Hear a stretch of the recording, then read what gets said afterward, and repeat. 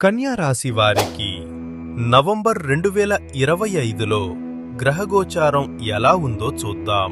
శుక్రుడు 2వ స్థానంలో ఉండడంతో మీ మాటల్లో మాధుర్యం పెరుగుతుంది. ప్రేమలో కొత్త ఆకర్షణ, దాంపత్యంలో సంతోషకరమైన క్షణాలు ఎదురవుతాయి. అనుకోని బహుమతులు ఆనందం తెస్తాయి. శని 6వ స్థానంలో ఉండటం వలన శత్రువులపై విజయం సాధిస్తారు. అయితే జీర్ణ సమస్యలు, ఒత్తిడి విషయాల్లో జాగ్రత్త అవసరం. ధ్యానం, నడక మిమ్మల్ని సమతుల్యంలో ఉంచుతాయి. గురుడు 8వ స్థానంలో ఉండటంతో ఊహించని లాభం కలుగుతుంది. అయితే పెట్టుబడుల్లో తొందరపడకండి.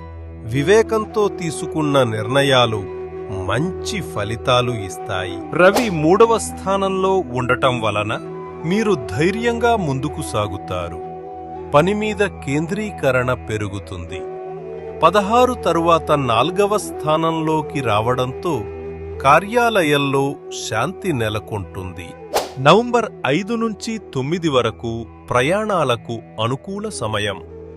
2 నుంచి 2-6 వరకు కొత్త ఒప్పందాలు, వ్యాపార అవకాశాలకు శుభ ఫలితాలు దక్కుతాయి. నెల మొదటి భాగంలో విజయ శాతం 68%, రెండవ భాగంలో 62%.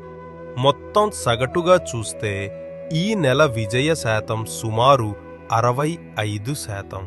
బుధవారం పచ్చ కందిపప్పు దానం చెయ్యండి. శనివారం సాయంత్రం వటవృక్షం చుట్టూ 9 ప్రదక్షిణలు చెయ్యండి. సోమవారం పాలు కలిపిన గంగాజలంతో శివలింగాభిషేకం చేస్తే శాంతి శుభఫలితాలు లభిస్తాయి.